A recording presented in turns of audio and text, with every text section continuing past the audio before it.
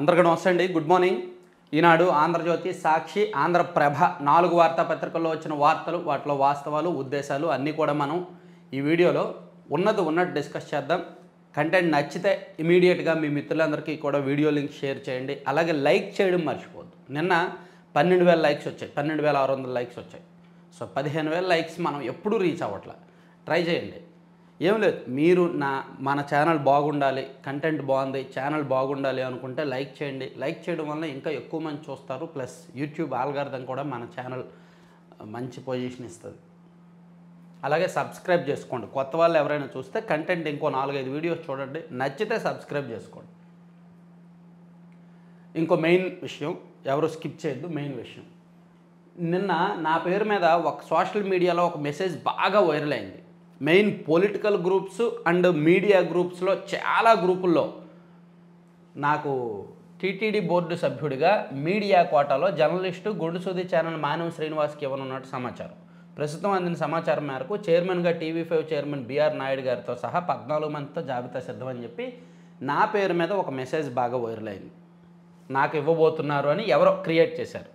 ఇది మన సబ్స్క్రైబర్స్ చాలామంది నిజం అనుకొని నాకు ఇది పెట్టి కంగ్రాట్స్ చెప్పడం, చాలామంది ఇదిగోండి ఆ మెసేజ్ పెట్టి కంగ్రాట్స్ చెప్తూ వచ్చారు. టీటీడీ బోర్డు సభ్యులు అవుతున్నందుకు కంగ్రాట్స్ అని చెప్పి ఇంకొకరు.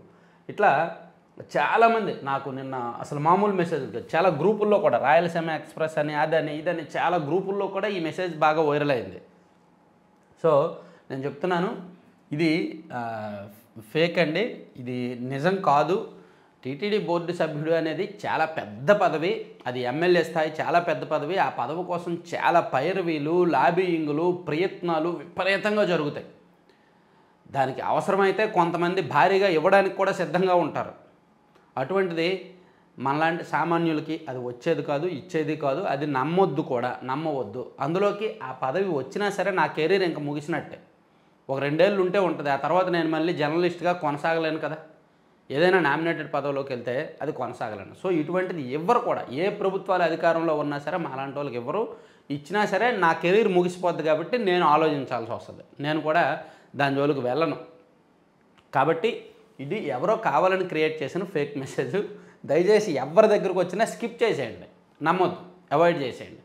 మళ్ళీ నాకు పెట్టి నిజమా కాదా అని అడగడము, కంగ్రాట్స్ చెప్పడం అయితే చేయొద్దు. దయచేసి ఒకటే అర్థం చేసుకోండి, ఎవరో కావాలని క్రియేట్ చేశారు.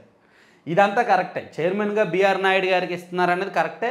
ఓ 14 మందో 16 మందో ఉంటారు, అందులో జనసేన బీజేపీ వాళ్ళు ఉంటారు, అదంతా కరెక్టే. కానీ నా పేరు నాకు సభ్యుడిగా ఇవ్వబోతున్నట్టు మాత్రం తప్పు, ఫేకు. అది ఎవరో కావాలని నా పేరు మీద క్రియేట్ చేశారు.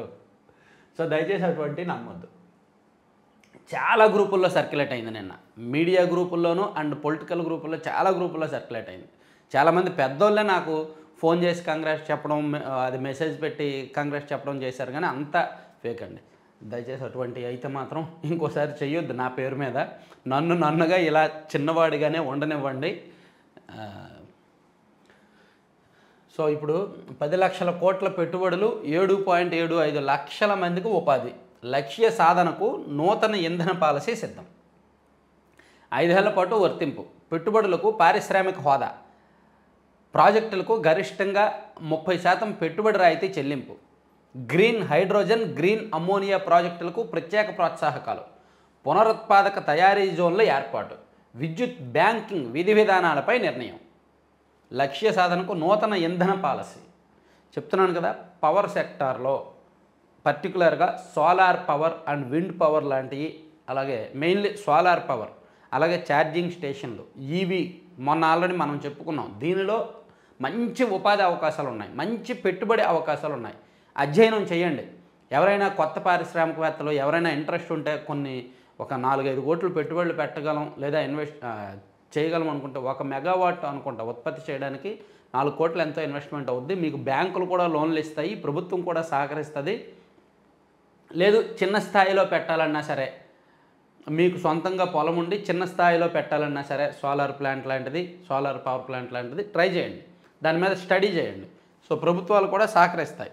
కొత్త పాలసీ, ఇంధన పాలసీ అనేది సెపరేట్గా రాబోతోంది. రాష్ట్రంలో రాబోయే 5 ఏళ్లలో 10 లక్షల కోట్ల పెట్టుబడులు, 7.75 లక్షల మందికి ఉపాధి లక్ష్యంగా సమీకృత ఇంధన పాలసీ.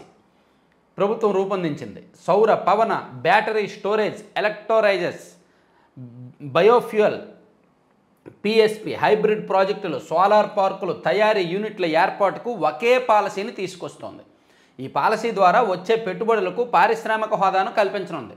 ప్రధానంగా గ్రీన్ ఎనర్జీ ప్రాజెక్టులను ప్రోత్సహించడం ద్వారా అంతర్జాతీయ పెట్టుబడుల లక్ష్యంగా ప్రభుత్వం పాలసీని రూపొందించింది.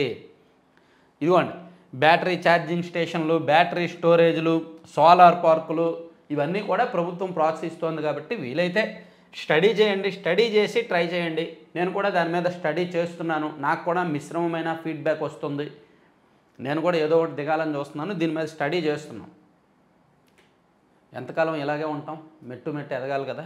సో మీరు కూడా ట్రై చేయండి. నిరుద్యోగులు ఎవరైనా సరే ఒక గ్రూప్గా ఏర్పడండి. ఒక 10 మందో 15 మందో గ్రూప్గా ఏర్పడండి. తలా కొంత వేసుకొని ఇటువంటి పెద్ద ఇండస్ట్రీ ప్లాన్ చేసుకోండి. ప్రభుత్వాలు ఏదో చేస్తాయి, ఆ నోటిఫికేషన్ వస్తుంది, ఈ నోటిఫికేషన్ వస్తుంది, ఆ ఉద్యోగానికి వెళ్దాం, ఈ ఉద్యోగానికి వెళ్దామని ఎదురు చూడొద్దు. ఎవ్వరూ మనకి ఏమీ చెయ్యరు. మనల్ని మనమే సంస్కరించుకోవాలి అనేది గుర్తుపెట్టుకోండి. అవకాశం వచ్చినప్పుడు ఓకే, ప్రభుత్వం ఏదైనా అవకాశం ఇచ్చినప్పుడు వెళ్తాం. ఈలోగా మనం ఇటువంటి స్టడీ చేయడం మంచిది. మన మైండ్లో ఉంటే పోయేదేముంది? అధ్యయనం చేయడం వల్ల, ఖాళీగా ఉండే కంటే అధ్యయనం చేయడం వల్ల పోయేదేముంది? ప్రభుత్వం కూడా పాజిటివ్గా ఉంది ఆ విషయంలో. రాష్ట్రంలో 500 ఛార్జింగ్ కేంద్రాలు. రాష్ట్రంలో విద్యుత్ వాహనాల వినియోగాన్ని పెంచాలని ప్రభుత్వం నిర్ణయించింది. దీనికోసం రాబోయే 5 ఏళ్లలో 500 ఛార్జింగ్ కేంద్రాలను అందుబాటులోకి తేవాలని భావిస్తోంది. వాటి ఏర్పాటుకు చేసే మొత్తంపై 25% పెట్టుబడి రాయితీ ఇవ్వనుంది. కార్పొరేషన్లు, జిల్లా కేంద్రాల్లో 150, జాతీయ రహదారుల వెంబడి 150, మిగిలిన వాటిని ప్రైవేటు భవనాల్లో ఏర్పాటు చేయాలని భావిస్తోంది. ఏపీఈఆర్సీ నిర్ణయించిన మ్యాక్సిమం సీలింగ్ టారిఫ్ వర్తింపజేయనుంది. ఇదిగోండి, ఛార్జింగ్ స్టేషన్లు కూడా. ఈవీ కార్లు వస్తున్నాయి. ఈవీ కార్లు విపరీతంగా వస్తున్నాయి. కానీ దానికి తగ్గట్టు ఛార్జింగ్ స్టేషన్లు ఎక్కడా లేవు. విజయవాడ నుంచి విశాఖపట్నం మధ్యలో ఎక్కడా కూడా ఈవీ ఛార్జింగ్ స్టేషన్ లేదు. విజయవాడ నుంచి హైదరాబాద్ వెళ్ళే మధ్యలో సూర్యాపేటలో ఒకటి ఉంది. సో అట్లా హైవేల పక్కన వీలైతే ఛార్జింగ్ స్టేషన్లు కూడా ఏర్పాటు చేయొచ్చు. అట్లాంటి ఏమైనా స్టడీ చేయండి. చాలా ఇంపార్టెంట్ ఇది. తర్వాత గిరిజన గ్రామాలకు మంచి రోజులు. పీఎం జన్ జాతీయ ఉన్నత్ గ్రామ్ అభియాన్తో అభివృద్ధి. రాష్ట్రం నుంచి 878 గ్రామాల ఎంపిక. వచ్చే 5 ఏళ్లలో వాటికి 5,000 కోట్లు అందే అవకాశం. సో కేంద్ర ప్రభుత్వం గిరిజన గ్రామాల అభివృద్ధి కోసం పీఎం జన్ జాతీయ ఉన్నత్ గ్రామ్ అభియాన్ అనే కార్యక్రమాన్ని తీసుకొస్తోంది. దానిలో భాగంగా మన రాష్ట్రంలో 878 ఏజెన్సీ గ్రామాలు ఎంపికయ్యాయంట. ఎక్కడో లైటింగ్ తేడా వస్తుంది, లైటింగ్ తక్కువ ఉంది. నేను మామూలుగానే బ్లాక్, అందరూ నన్ను వైసీపీ వాళ్ళందరూ కరసీని అంటారు. ఇప్పుడు ఈ బ్లాక్ లైటింగ్ తక్కువ ఉండడం వల్ల నేను ఇంకా డార్క్గా కనిపిస్తున్నానేమో. వైసీపీ వాళ్ళు నన్ను ముద్దుగా కర్రసీను అంటారు.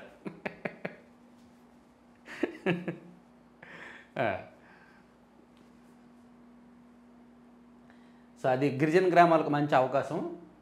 తర్వాత స్వాతంత్ర శతాబ్ది ఉత్సవాల నాటికి సుసంపన్న భారత్. విదేశాల కన్నా మన దగ్గరే ప్రగతికి ఎక్కువ అవకాశాలు. అన్ని రాష్ట్రాలు మరిన్ని సంస్కరణలు తేవాలి. 2047 కల్లా దేశ ఆర్థిక వ్యవస్థ $55 ట్రిలియన్. ఉత్పత్తి రంగం పెరిగితే ఉపాధికి మార్గం పడుతుంది. ఈనాడు ఈటీవీ ముఖాముఖిలో IMF India ED Krishnamurthy Subramanian. అదండి. సో అంటే మనకి ఇప్పుడు స్వాతంత్రం వచ్చి 76-77 సంవత్సరాలు అయింది కదా. మొన్న ఆజాదీ కా అమృత్ మహోత్సవాన్ని మనం జరుపుకున్నాం. సో ఇంకొక 23 ఏళ్ల తర్వాత అంటే 2047 నాటికి మన దేశం సుసంపన్నమవుద్దంట. ప్రపంచంలోనే సుసంపన్న దేశంగా మారుతుందంట. విదేశాల కంటే మన దగ్గరే ప్రగతికి ఎక్కువ అవకాశాలు ఉన్నాయి. కాబట్టి అభివృద్ధి చెందుతున్నాము. మన దేశం గత 20-25 ఏళ్ళుగా అభివృద్ధి చెందుతున్న దేశాల జాబితాలో ఉంది. అభివృద్ధి చెందిన దేశాల జాబితాలోకి వెళ్ళడానికి ఇంకో 15 ఏళ్ళలో 20 ఏళ్ళలో పడుతుంది. టాప్కి వెళ్ళడానికి ఇంకో 23 ఏళ్ళ పడుతుంది అని ఆయన ఆశిస్తున్నారు, అంచనా వేస్తున్నారు అన్నమాట. అయితే ఈలోగా మన అప్పులు కూడా పెరుగుతాయి. ఇప్పుడు మనకు అప్పు ఏమీ తక్కువ లేదుగా. మన రాష్ట్రానికి ఎంత అయితే అప్పు ఉందో మన దేశానికి కూడా కేంద్ర ప్రభుత్వం కూడా అప్పులు చేస్తుంది భారీగానే. 90 లక్షల కోట్లు ఎంతో అప్పు ఉందనేది ఒక లెక్క. ఎంతవరకు నిజమో తెలియదు కానీ చూడాలి. అవన్నీ సెర్చ్ చేయాలి. ఎప్పటికప్పుడు మారుతూ ఉంటాయి లెక్కలు. లెబనాన్పై ఆగని ఇజ్రాయెల్ దాడులు. హెజ్బొల్లా మరో సీనియర్ నేత నబిల్ కౌక్ హతం. సైదాలో 24 మంది మృతి. యెమెన్లోని హూతీలపైన బాంబుల వర్షం. సిరియాలో అమెరికా దూకుడు. 37 మంది ఉగ్రవాదులను చంపామని ప్రకటన. లెబనాన్పై ఆగని ఇజ్రాయెల్ దాడులు. ఇజ్రాయెల్ వాళ్ళు చాలా టెక్నాలజీ వాడుతున్నారు, చాలా పకడ్బందీగా వేటాడుతున్నారు. ఆంధ్రజ్యోతిలో అది బ్యానర్ వేశారు చూడండి. వెంటాడి వేటాడి శత్రువులపై ఇజ్రాయెల్ నిఘా సంస్థ మొసాద్ ప్రత్యేక దృష్టి. అద్భుతమైన నిఘా నెట్వర్క్తో సమాచార సేకరణ, పక్కా ప్రణాళికతో తప్పించుకునే వీలు లేకుండా దాడి. ఇటీవల ఘటనలనే నిదర్శనం. సో ఎక్కడ ఉన్నారు, ఏం చేస్తున్నారు అనేది పకడ్బందీగా చూసి చాలా జాగ్రత్తగా ప్లాన్ ప్రకారం వెళ్ళి దాడి చేస్తున్నారంట, తప్పించుకునే వీలు లేకుండా. అధినేత హసన్ నస్రల్లా హత్య నుంచి తేరుకోకముందే లెబనాన్ తీవ్రవాద గ్రూపు హెజ్బొల్లాకు మరో ఎదురు దెబ్బ తగిలింది. ఆదివారం బీరుట్పై ఇజ్రాయెల్ జరిపిన వైమానిక దాడుల్లో ఆ గ్రూపునకు చెందిన కీలక నేత నబిల్ కౌక్ అట్లా ఇద్దరు. సో ఇవి ఈనాడులో మొదటి పేజీలో వచ్చిన వార్తలు. రెండో పేజీలోకి వెళ్తే శ్రీవారి సేవలో చీఫ్ జస్టిస్ పాల్గొన్నారు. తర్వాత పర్యాటకానికి కొత్త రెక్కలు, పారిశ్రామిక హోదాతో రాయితీలు, ప్రయోజనాలు, పెట్టుబడుల ఆకర్షణే లక్ష్యంగా కొత్త విధానం, ఇతర రాష్ట్రాల్లో అధికారుల అధ్యయనం. సో ఇప్పుడు మనకి ఇంధన రంగంలో ఎలాగైతే పెట్టుబడులకు అవకాశం కల్పిస్తున్నారో, రాయితీలు ఇస్తున్నారో, పర్యాటక రంగంలో కూడా అలాగే ఇస్తున్నారు. భారీగా పెట్టుబడులు రాబట్టడమే లక్ష్యంగా రాష్ట్రంలో కొత్తగా పర్యాటక విధానం, టూరిజం పాలసీ రూపొందించడంపై ఎన్డీఏ ప్రభుత్వం సన్నాహాలు చేస్తోంది. ఈ రంగంలో అత్యుత్తమ విధానాలు అమలు చేస్తున్న ఇతర రాష్ట్రాల్లో అధ్యయనం కోసం అధికారులను పంపుతోంది. రాష్ట్రంలోని ప్రధాన నగరాల్లో భాగస్వామ్య పక్షాలతో సమావేశాలు నిర్వహించి వారి అభిప్రాయాలు సేకరించనుంది. సో పర్యాటక రంగంలో కూడా ఆంధ్రప్రదేశ్కు బాగానే ఉంటుంది. ఇప్పుడు గోవా, నేను మొన్న చెప్పుకున్నా, గోవా అనే చిన్న రాష్ట్రం కేవలం పర్యాటక రంగం ద్వారా వచ్చే ఆదాయంతోనే అక్కడ రాష్ట్రాన్ని నడుపుతోంది. మరి మనకి ఎన్ని గోవాలు తయారు చేయొచ్చు? గోవాకి ఇంకేమీ ఇన్కమ్ సోర్స్ లేదు, ఓన్లీ పర్యాటక రంగము, లిక్కర్ సేల్స్. లిక్కర్ కూడా చాలా తక్కువకి ఇస్తారు, ఆ సేల్స్, ఆ ఆదాయం ద్వారా. వేతన జీవులపై సైబర్ నేరస్తులు పంజా. బోగస్ కంపెనీలకు యుఏఎన్ అనుసంధానం తొలగించాలంటే డబ్బులు ఇవ్వాలని డిమాండ్. ఈపీఎఫ్ఓకు వెళుతున్న ఉద్యోగుల ఫిర్యాదు. హైదరాబాద్కు చెందిన ఒక సాఫ్ట్వేర్ ఇంజనీర్కు ఓ వ్యక్తి ఫోన్ చేసి మీ ఈపీఎఫ్ఓ పోర్టల్లో ఎక్కడెక్కడ పనిచేశారన్న సర్వీస్ హిస్టరీ చూసుకోవాలని సూచించాడు. ఈ మేరకు చూడగా కొత్తగా ఒక కంపెనీలో చేరినట్టు కనిపించింది. ఇతర రాష్ట్రానికి చెందిన ఆ బోగస్ కంపెనీ నుంచి వివరాలు తొలగించాలంటే డబ్బు ఇవ్వాలని మళ్ళీ ఫోన్ రాగా పట్టించుకోలేదు. ఇట్లా సైబర్ నేరాలు కొత్త పొంతలు తొక్కుతున్నాయన్నమాట. ఏపీలో క్రికెట్ అభివృద్ధికి సహకరించండి, బీసీసీఐ అధ్యక్ష కార్యదర్శులను కోరిన ఏసీఏ.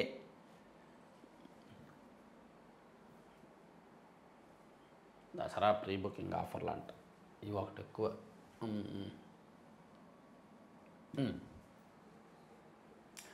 సానుకూల కథనాలకు ప్రజల తహతహ, వ్యతిరేక వార్తలే ఇష్టపడతారనడం తప్పు. మన్ కీ బాత్లో అది రుజువు చేసింది ప్రధాని మోదీ. అంటే మనం డప్పు కొట్టుకుంటే ప్రజలు ఎక్కువగా ఇష్టపడతారు, చూస్తారని చెప్తున్నారు. మోదీని గద్దెదించే వరకు చనిపోను, కశ్మీర్కు రాష్ట్ర హోదా కోసం పోరాడుతూనే ఉంటాం. ఖర్గే. ఏకకాల ఎన్నికల అమలుకు 3 బిల్లులు. ఏకకాల ఎన్నికలు అనగానే వైసీపీ వాళ్ళకి భుజాలు గజాలు అయిపోతాయి. అమ్మయ్య 2026లో ఎలక్షన్స్ వచ్చేస్తాయి అని. కాదు బాబు బాసు, అది అది నమ్మొద్దు. వైసీపీ వాళ్ళు ఎవరో కూడా 2026లో జమిలీ ఎన్నికలు వచ్చినంత మాత్రం 2026లో ఆంధ్రప్రదేశ్లో ఎన్నికలు వస్తాయనేది వాస్తవం కాదు, నమ్మొద్దు అటువంటి. ముఖ్యంగా అది నమ్ముతున్న వాళ్ళకి చెప్తున్నా. సరే, అది ఈనాడు కాసేపు పక్కన పెడదామండి. సాక్షికి వెళ్దాం. మన గుండె సాక్షి కోసం కొట్టుకోవడం ప్రారంభించింది ఆల్రెడీ. ఈనాడు చదువుతూ మధ్యలో గుండె ఒక్కసారి సౌండ్ వస్తుంది. ఏంటా అని చూస్తే సాక్షి అని. అందుకే మనందరికీ ఎంతో ఇష్టమైన సాక్షిని చూస్తే బాబు చారిత్రక తప్పడం వల్ల జీవనాడి జీవోత్సవమా. పోలవరంలో చంద్రబాబు నిర్వాకాలను మరోసారి నిర్ధారించిన అంతర్జాతీయ నిపుణుల కమిటీ అవే అంశాలను పునరుద్ఘాటిస్తూ ఈనాడు 20న పీపీఏ సిడబ్ల్యూసీల కమిటీ నివేదిక. జీవనాడి జీవోత్సవం. సాక్షిలో పోలవరం మీద హెడ్డింగులు విడ్డూరంగా భలే ఉంటాయండి. వైసీపీ అధికారంలో ఉన్నన్నాళ్ళు ఆ 5 ఏళ్ళు కూడా పోలవరం పరుగులు, పోలవరం పరవళ్ళు, పోలవరం శరవేగం, ఇవి వాళ్ళు పెట్టిన హెడ్డింగులు. వైసీపీ అధికారంలో ఉన్నప్పుడు కనీసం నెలకు 2 సార్లు రాసేవాళ్ళు పోలవరం పరుగులు. మీకు చూపిస్తా, నేను అది తీసి కూడా ఉంచా. ఇదిగో సాక్షి, పోలవరం పరుగులు. ఏదో ఒక సందర్భంలో, ఇంకో సందర్భంలో పోలవరం పరుగులు. మళ్ళీ చూడండి, ఇది సాక్షియే కదా, చూశారు కదా. సాక్షి పోలవరం పరుగులు, మళ్ళీ సాక్షి పోలవరం పరుగులు, మళ్ళీ సాక్షి పోలవరం పరుగులు. ఎక్కడ పరుగు పెట్టింది? తర్వాత ఇదిగో మళ్ళీ సాక్షి పోలవరం పరుగులు. ఎన్నిసార్లు పరుగులు పెట్టించారో దాన్ని. ఇదిగో మళ్ళీ సాక్షి పోలవరం పరుగులు. ఇదిగో మళ్ళీ సాక్షి పోలవరం పరుగులు. ఇదిగో ఇక్కడ కూడా సాక్షి టాప్ 60 పోలవరం పరుగులు. ఇదిగో మళ్ళీ సాక్షి పోలవరం పరుగులు. ఇవన్నీ ఒకటే నేను రిపీటెడ్గా చూపించట్లా. మీరు ఆ టెక్స్ట్ ఆ ఫాంటింగ్ చూస్తే అర్థమైపోద్ది. నెలకొకసారి వాళ్ళు పోలవరం పరుగులు పోలవరం పరుగులు పోలవరం పరుగులు అని వార్తలు రాస్తూనే ఉన్నారు వైసీపీ అధికారంలో ఉన్న 5 ఏళ్ళు కూడా. అందుకే మనకి ఇన్ని పరుగులు దొరుకుతున్నాయి. చూడండి పురుగుల్లాగా పరుగులు ఎన్ని దొరుకుతున్నాయో. ఇదిగో పోలవరం పరుగులు పోలవరం పరుగులు పోలవరం పరుగులు పోలవరం పరుగులు. అసలు మామూలు కాదు. ఇది ఇది ఇది మీకు ఒక్కొక్క దగ్గర ఒక్కో ఫాంటు ఒక్కో కలర్ ఫాంటు. నేను ఒకటే రిపీటెడ్గా చూపించట్లా, వాళ్ళు పెట్టినయే. అలాగే పోలవరం శరవేగం అని మరో హెడ్డింగ్. పోలవరం శరవేగం. అట్లా ఇదిగో పోలవరం శరవేగం. చూశారు కదా. ఇలా వైసీపీ అధికారంలో ఉన్న 5 సంవత్సరాలు కూడా విపరీతంగా పోలవరం పరుగులు పోలవరం పర్వాలు పోలవరం శరవేగం అని రాసుకుంటూ వచ్చారు. 2021కి పూర్తయిపోద్ది, 2022 మార్చికి పూర్తయిపోద్ది, 2022 జూన్కి పూర్తయిపోద్ది, 2022 డిసెంబర్కి పూర్తయిపోద్ది అని రాసుకుంటూ డబ్బాలు కొట్టుకుంటూ వచ్చారు. ఇదిగో వైసీపీ దిగిపోయింది. పాపాలు పండే వైసీపీ దిగిపోయింది. ఇదిగో ఇప్పుడు 7 రాతలు. అప్పుడేమో 70 రాతలు, ఇప్పుడేమో 7 రాతలు. ఎలా నమ్మాలి? సారీ, ఎలా నమ్మాలి ఇటువంటి రాతలతో? అప్పుడేమో కంప్లీట్గా ఆ రాతలు, ఇప్పుడేమో కంప్లీట్గా ఈ రాతలు. ఎలా నమ్మాలి? హౌ? అందుకే సాక్షిని మనం ఇదొక ప్రపంచంగా చూడాలి. అది మరో ప్రపంచం. ఆ మరో ప్రపంచంలోకి మనం చూడండి. బాద్షా సినిమా అంతా బోరుగా ఉంటుంది. కానీ ఎప్పుడైతే బ్రహ్మానందం రియాలిటీ షోలోకి వచ్చి మరో ప్రపంచంలోకి వెళ్తాడో అప్పుడు మంచి కామెడీ పండుద్ది, ఎంటర్టైన్మెంట్ బాగుంటుంది. అలాగే మనం న్యూస్ పేపర్ అనాలిసిస్ ఒక 35 నిమిషాలు 30 నిమిషాలు చెప్పుకున్న ఈ మరో ప్రపంచంలోకి ఎంటర్ అయిన తర్వాతే మనకి ఎంటర్టైన్మెంట్ మొదలవుద్ది. సో మరో ప్రపంచంలోకి నేను వెళ్తున్నప్పుడు మీరు కూడా వచ్చేయండి. ఈ రాతలు, ఈ హెడ్డింగ్లు, ఈ వార్తలు మనకి మంచి బూస్ట్ని ఇస్తాయన్నమాట. మీరు కూడా వీలైనప్పుడు ప్రతిసారి సాక్షి ఛానలే చూడండి. నిజంగా సాక్షి ఛానలే చూసి పర్టికులర్గా ఆ జర్నలిస్ట్ ఈశ్వర్ షోని మిస్ అవ్వద్దు. విపరీతమైన కామెడీ, విపరీతమైన ఎంటర్టైన్మెంట్. అదైతే లైఫ్ టైం మెమరీ. ఏది కొట్టండి చప్పట్లు, వెయ్యండి పూలు, రెడీ చేయండి టపాసులు ఏదో చెప్పాడు కదా, అదైతే లైఫ్ టైం ఎంటర్టైన్మెంట్ అది. అటువంటి ఎన్నో అతను రోజుకోటి వదులుతాడు ఈశ్వర్. సో దాన్ని మంచి ఎంటర్టైన్మెంట్గా చూడండి అన్నమాట. అదో రియాలిటీ షో. మనం రియాలిటీ షోలోకి వెళ్ళాలనుకున్నప్పుడు బిగ్ బాస్ చూడొద్దు, సాక్షి ఛానలే చూడండి. తర్వాత దీని అర్థం ఏంటి బాబు? దీనికంటే వేరే సాక్ష్యం కావాలా? శ్రీవారి లడ్డూ ప్రసాదం తన పర్యటనపై చంద్రబాబు అబద్ధాలను ఎండగట్టిన మాజీ సీఎం వైఎస్ జగన్ సత్యమేవ జయతే అంటూ ట్వీట్. రాజకీయ దుర్బుద్ధితో పరమ పవిత్రమైన వెంకటేశ్వర స్వామి లడ్డూ ప్రసాదంపై పచ్చి అబద్ధాలు ఒల్లివేసి అపవిత్రం చేస్తూ తన తిరుమల పర్యటనపై అవాస్తవాలు చెబుతూ దబాయిస్తున్న సీఎం చంద్రబాబు తీరును ఎక్స్ వేదికగా వైఎస్ఆర్సీపీ అధ్యక్షులు మాజీ సీఎం జగన్మోహన్ రెడ్డి ఎండగట్టారు. సో చంద్రబాబు గారేమో నీకు నోటీస్ ఇవ్వలేదు, అబద్ధాలు చెప్తున్నావు అని చెప్పి చంద్రబాబు గారు అంటే, వైఎస్ జగన్మోహన్ రెడ్డి గారు తనకు ఇచ్చిన నోటీసును చూపించారు. అయితే ఇక్కడ చిన్న మెలిక ఏంటంటే, పోలీసులు నేరుగా జగన్మోహన్ రెడ్డి గారికి నోటీసులు ఇవ్వాల, నాయకులకు ఇచ్చారు, వైసీపీ నాయకులకు ఇచ్చారు. ఇదిగో మీ అధినేత ఇలా పర్యటనకు వెళ్తున్నారంట, ఆపండి, అనుమతులు లేవు అని ఇచ్చారు. అంతే తప్ప నేరుగా జగన్మోహన్ రెడ్డి గారికి ఇవ్వలేదు. అది చంద్రబాబు గారు చెప్పారు. సో ఒక రకంగా జగన్మోహన్ రెడ్డి గారి వాదన కూడా కరెక్టే. ఇప్పుడు ఆయనకి నేరుగా ఇవ్వకపోయినా ఆ నాయకులకు ఇచ్చారు కదా. సో అందుకు నాకు నోటీసులు ఇచ్చారు ఆపమని, దాన్ని జగన్మోహన్ రెడ్డి గారు రాజకీయంగా వాడుకున్నారు. సో ఒక రకంగా చంద్రబాబు గారు కరెక్టే. చంద్రబాబు గారు ఏం చెప్పారు? డైరెక్ట్గా జగన్మోహన్ రెడ్డి గారికి నోటీసులు ఇవ్వాల. సో ఇట్లా ఎవరి వాదన వాళ్ళకు ఉంటుంది. రాజకీయం అంటే అంతే, ఎవరి వాదన వాళ్ళకు ఉంటుంది. అదే అసంబద్ధమైన అడ్డగోలైన ఏదైనా సరే.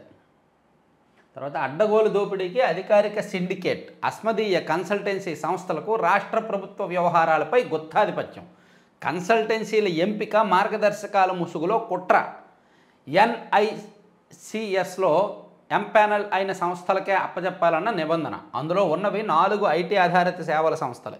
కొత్త మద్యం విధానం సహా అన్నిటికీ అవే. వీటి ద్వారా దోపిడీకి ప్రభుత్వ పెద్దల కుట్ర అని రాసుకొచ్చారనమాట. మన రియాలిటీ షో మన మరో ప్రపంచంలో చంద్రబాబు అబద్ధాలు చెప్పాడనడానికి ఈవో చెప్పిన మాటలే సాక్ష్యం. సో ఈవో ఎప్పుడెప్పుడు ఏం చెప్పాడు, 23/7, 29, 22/9, 27/9 అని చెప్పి వీళ్ళు ఏదో వీళ్ళ తాపత్రయం వీళ్ళు పడుతున్నారు. ఇదిగోండి పోలీస్ నోటీసు. రెడ్యం వెంకట సుబ్బారెడ్డి వైఎస్ఆర్సీపీ నాయకులు కడప జిల్లా మాజీ ముఖ్యమంత్రి జగన్మోహన్ రెడ్డి తిరుమల వస్తున్నందున సదరు కార్యక్రమానికి అనుమతి లేనందున మీ ఆధ్వర్యంలో కార్యకర్తలతో మరియు మీ సొంత వాహనాలతో బయలుదేరి తిరుపతి చేరుకొని వారు నిర్వహించే కార్యక్రమంలో పాల్గొంటారని సమాచారం. ఇదిగోండి ఇక్కడ జగన్మోహన్ రెడ్డి గారికి రావద్దు అని నోటీస్ ఇవ్వాల. జగన్మోహన్ రెడ్డి గారి కార్యక్రమానికి అనుమతి లేదు కాబట్టి మీరు రావద్దు అని నోటీస్ ఇచ్చారు. కరెక్ట్గా అర్థం చేసుకోండి.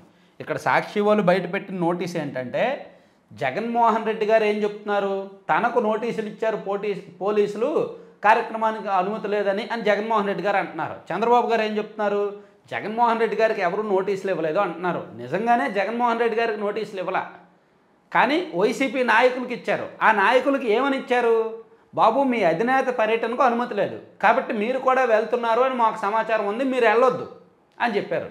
సో అక్కడ జగన్మోహన్ రెడ్డి గారిని వెళ్ళొద్దని చెప్పలా, నాయకులను వెళ్ళొద్దని చెప్పారు. దాన్ని వక్రీకరించారనమాట వైసీపీ, జగన్మోహన్ రెడ్డి గారు అండ్ వైసీపీ ఈ రియాలిటీ షోలో భాగంగా. సరే అది పక్కన పెడదాం. పాత పద్ధతిలోనే కొత్త డయాఫ్రమ్ వాల్, పాతదానికి ఎగువన కొత్తది నిర్మించాలి. నవంబర్ నుంచి 2025 జూలైలోగా పూర్తి చేయాలి. ఒకే సీజన్లో నిర్మించేందుకు అదనంగా గ్రాబర్లు, కట్టర్లు, నిపుణులు అవసరం అని చెప్పి రాసుకొచ్చారు. అమ్మో, రియాలిటీ షో కోసం ఇంత టైం స్పెండ్ చేసామా, వద్దులే కాసేపు పక్కలు రెస్ట్ తీసుకో. సాక్షి నువ్వు రెస్ట్ తీసుకోమా, అలిసిపోయావు. ఓకే, ఇప్పుడు ఆంధ్రజ్యోతికి వెళ్దాం. సిట్ దూకుడు, నెయ్యి మూలాల నుంచి శూల శోధన, కల్తీ విచారణలో పకడ్బందీగా అడుగులు, అవసరమైతే టీటీడీ మాజీ పెద్దలకు నోటీసులు ఇస్తాం. సిట్ చీఫ్ ఇస్తారుగా, అవసరం అయితే ఏంటి, వాళ్ళే కదా టెండర్లు నిర్వహించింది, టెండర్ల ప్రక్రియ దగ్గరుండి చూసుకున్నది వాళ్ళదే కదా, కర్త కర్మ క్రియ బాధ్యులు మొత్తం వాళ్ళే కదా. అవసరమైతే ఏముంది, ఇస్తారు. కాకపోతే అలా చెప్తారు అంతే, అవసరమైతే ఇస్తాము అని. ఆ అవసరం ఖచ్చితంగా ఉంటుంది. విజిలెన్స్ ల్యాబ్ నివేదికల అధ్యయనం, ఏఆర్ ఫుడ్స్ పుట్టుపూర్వత్రాలపై దృష్టి, ట్యాంకర్ డ్రైవర్ నుంచి యజమాని వరకు విచారించనున్న సిట్ సభ్యులు, ప్లాంట్లో ఉత్పత్తి పదార్థాలపైన దర్యాప్తు, బాధ్యులైన అందరినీ ప్రశ్నిస్తామన్న సిట్ చీఫ్, దుండిగల్ వెళ్ళి ఏఆర్ ఫుడ్స్పై విచారణ, టీటీడీ ఈవోతో సిట్ బృందం భేటీ, కల్తీ నెయ్యి వివాదంపై కుట్ర కోణంపై చర్చ. ఇది సిట్ దర్యాప్తు దూకుడుగా సాగుతోంది. తర్వాత జత్వానీ వ్యవహారంలో మరో ఫేక్ కేసు, ఆమె సన్నిహితుడిపై నమోదు. సో జత్వానీ నిజం చెప్పాలన్నా భయపడాలన్నా ఆమె సన్నిహితుడిని కూడా అరెస్ట్ చేయాలి అని చెప్పి ఆమె సన్నిహితుడి మీద కూడా ఒక కేసు నమోదు చేశారంట. విజయవాడలో ఏదో ఒక స్పా సెంటర్ మీద దాడి చేసి అందులో అతను కూడా వచ్చాడు, ఆ స్పా సెంటర్కి అతను విటుడిగా వచ్చాడు అని చెప్పి రికార్డుల్లో చూపించి అతన్ని పట్టుకోవాలని చూశారు, కానీ అతను దొరకలేదు. ఇక్కడ కూడా దొరికిపోయారు.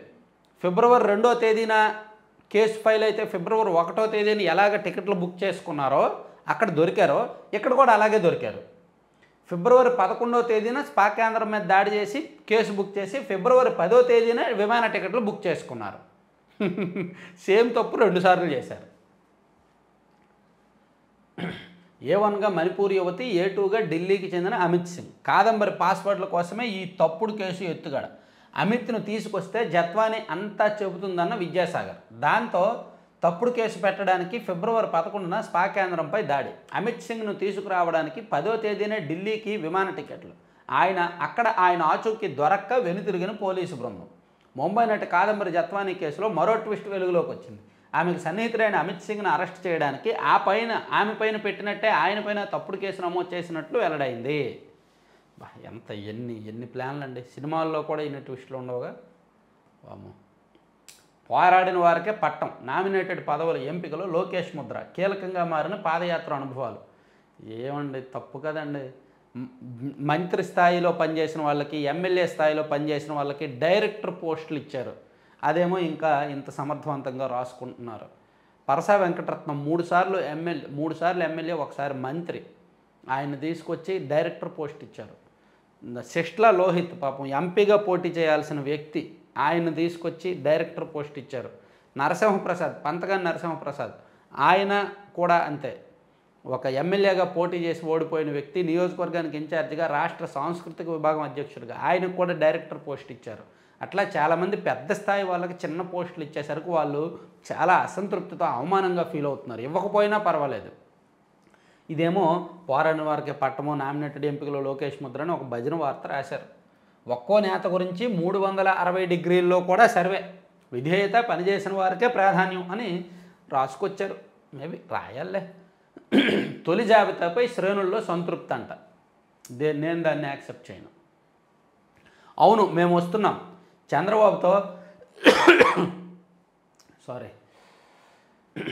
చంద్రబాబుతో 18 ఏళ్ల అనుబంధం, ఆయనతో జరిపిన చర్చలు ఫలప్రదం. విశాఖలో 8 screen IMAX multiplex mall, Vijayawada తిరుపతిలో హైపర్ మార్కెట్లు, రాష్ట్రంలో అధునాతనమైన ఫుడ్ ప్రాసెసింగ్ లాజిస్టిక్ కేంద్రాల ఏర్పాటుకు నిర్ణయించాం. Lulu group chairman Yusuff Ali tweet అని రాశారు ఒకటి. తర్వాత ఈ ఓఎస్డీలు మహాముదుర్లు, మంత్రులను మించిపోయిన అధికారులు, వైస్ ఛాన్సలర్నే రప్పించుకొని వార్నింగులు, కావాలనుకున్న వారికి కీలక పోస్టింగులు, వైసీపీ హయాంలో భారీ అవినీతి ఆరోపణలు, అయినా ఏరి కోరి ఎంచుకున్న కీలక మంత్రులు. మరి అంతేగా, ఇప్పుడు ఓఎస్డీలుగా ఉన్న వాళ్ళకి గత ప్రభుత్వంలో అవినీతి ఎలా చేయొచ్చు, ఎక్కడెక్కడి నుంచి డబ్బులు వస్తాయి, ఎక్కడి నుంచి ఎంత సంపాదించవచ్చు అనేది తెలుస్తుంది. ఆ బొక్కలు ఆ వ్యవహారాలన్నీ తెలిసిన వాళ్ళకే వీళ్ళు కూడా ఓఎస్డీలుగా పెట్టుకుంటారు. ఎందుకంటే అవే కొనసాగుతాయి కాబట్టి. ఇలా గతంలో ఎవడెవడు ఎంతెంత ఇచ్చాడరా మనకి, వాడి దగ్గరికి తీసుకురామను, ఇప్పుడు కొంచెం రేటు పెంచమను అని చెప్పి వాళ్ళ దగ్గర నడిపిస్తారనమాట. ప్రభుత్వాలు మారినా పార్టీలు మారినా ఆ అవినీతి మాత్రం అలాగే ఉంటుందన్నమాట. దాన్ని ఎవడూ బాగు చేయలేడు. సీఎం చంద్రబాబు హెచ్చరించినా మారని తీరు, నిఘా నివేదిక ఇచ్చినా పట్టించుకొని పోయినాం, పిఎస్ ఓఎస్డీలతో సర్కారుకు చెడ్డ పేరు.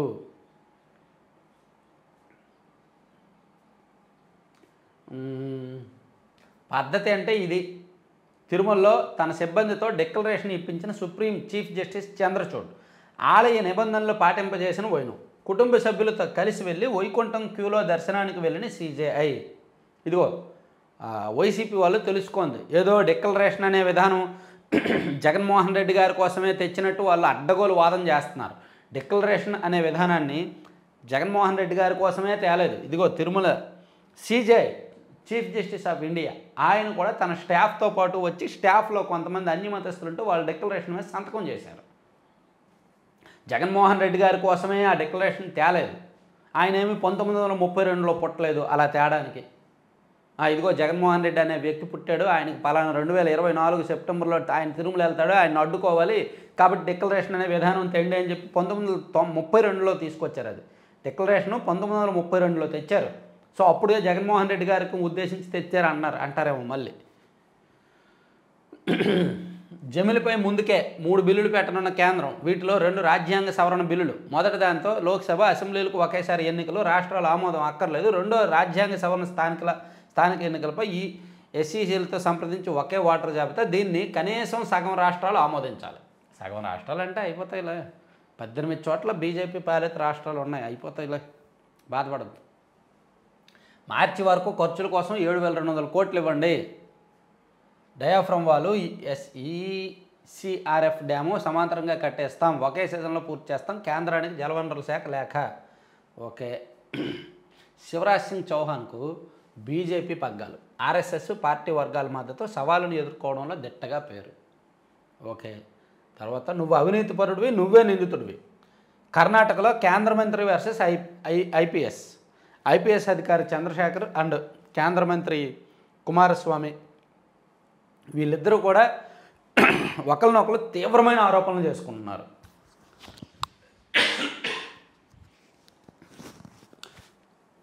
గంగేనహల్లి భూముల వివాదంపై రోడ్డెక్కిన కుమారస్వామి చంద్రశేఖర్, కేంద్ర మంత్రిని పందితో పోల్చిన ఐపీఎస్, నిందితుడు ఆరోపితుడంటూ వ్యాఖ్యలు, చంద్రశేఖర్ కబ్జా కోరని మంత్రి, పరస్పరం తీవ్ర వ్యాఖ్యలు విమర్శలు, ఐపీఎస్పై కేంద్ర హోంశాఖ సీరియస్, చర్యలు తప్పవన్న కేంద్ర మంత్రి జోషి. ఏముంది, ఇప్పుడు ఆయన నిజంగా రాజకీయ నాయకులతో విరోధం పెట్టుకున్నాడంటే, శత్రుత్వం పెట్టుకున్నాడు, ఇలా పర్సనల్ అటాక్ చేశాడంటే ఆయనలో కూడా మేబీ పొలిటికల్ ఇంటెన్షన్స్ ఏమైనా ఉన్నాయేమో, రాజకీయంగా ఏదైనా పార్టీలోకి వెళ్ళిపోతాడేమో. సో ఇవి ఆంధ్రజ్యోతి వార్తలు.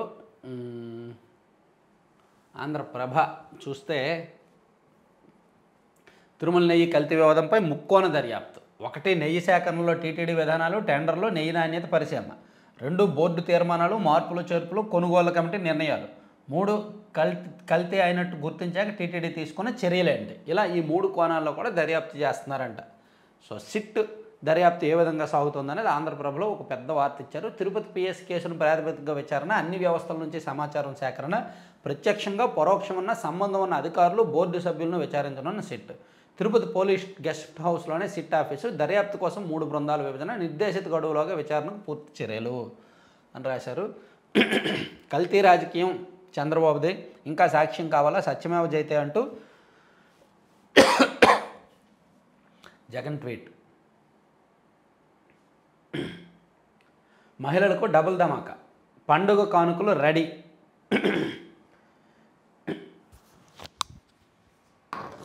అసలు ఈరోజు గొంతు చాలా ఇబ్బందికరంగా ఉంది.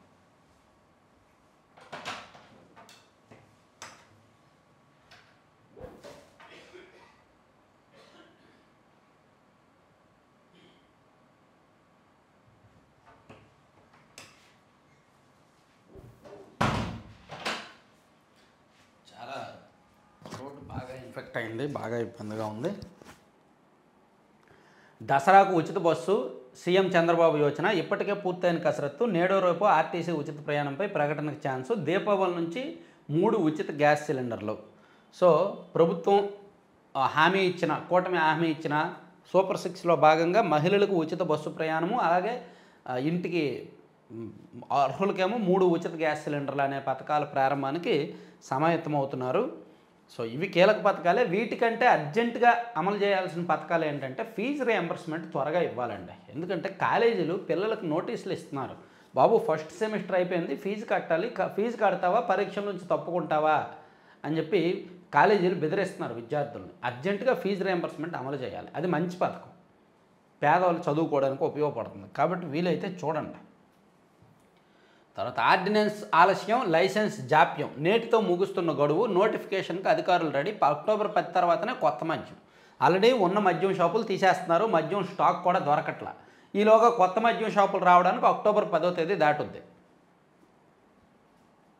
విశాఖ స్టీల్ ఎండీగా అజిత్ కుమార్ సక్సేనా. 20 రోజుల్లో మార్చేసిన అధికారులు, తాజా పరిణామాలే కారణమా.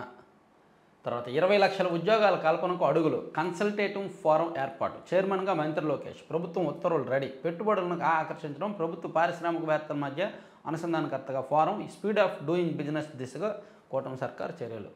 ఓకే, 20 లక్షల ఉద్యోగాల్లో సాధ్యాసాధ్యాలు ఏమిటి అనేది నేను నిన్న వీడియో చేశాను. చాలామందికి లోకేష్ గారి అభిమానులకు, టీడీపీ వాళ్ళకు నచ్చలేదులే. నచ్చపోయినా మనం ఆగం కదా. రైతన్నలకు ఎరువుల ధరల మంట. ఇప్పటికే పెరిగిన కూలీ రేట్లు, సబ్సిడీ ప్రకటనలు ఉత్తుత్తే, అంతకుమించి ఎరువుల పెంపు అని చెప్పి ఇంకో వార్త రాశారు. ఇట్లా ఆంధ్రప్రభలో వార్తలు ఉన్నాయన్నమాట. సో ఈనాడులో ఇంకా ఈనాడు లోపల పేజీల్లో మెదడు ఆరోగ్యానికి 5 మెట్లు. ఆర్థిక సంఘం ప్రత్యేకంగా ఆదుకోవాలి. రాష్ట్ర విభజనతో నష్టాలు, పైగా ఆర్థిక సంఘాలు. ఎప్పుడో రాష్ట్ర విభజన ఎప్పుడో జరిగింది, ఇప్పటికే ఆ గాయాలు మనల్ని ఇబ్బంది పెడుతున్నాయి. మద్యం సరఫరా, నెయ్యి సరఫరా టెండర్లపై ఇది చెప్పుకున్నాము. నాడు కుమ్మక్కుతో టెండరు, నేడు ఒప్పందానికి పేచి. మార్చిలోనే జిందాల్ సంస్థకు ఇనుప ఖనిజ ప్రాజెక్టు ఖరారు. 6 నెలలు అవుతున్నా ఒప్పందం చేసుకొని పోయినా షరతులు మార్చాలంటూ వితండవాదం.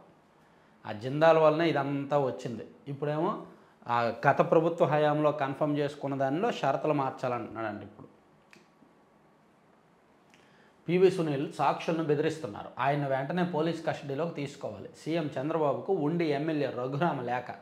తన కస్టడీలో తనను చిత్రహింసలకు గురి చేసిన కీలక నిందితుడిగా ఉన్న, కీలక ఆరోపణలు ఎదుర్కొంటున్న పివి సునీల్ను అదుపులోకి తీసుకోవాలి, అరెస్ట్ చేయాలని చెప్పి రఘురామకృష్ణరాజు గారు సీఎం చంద్రబాబు గారికి లేఖ రాశారు.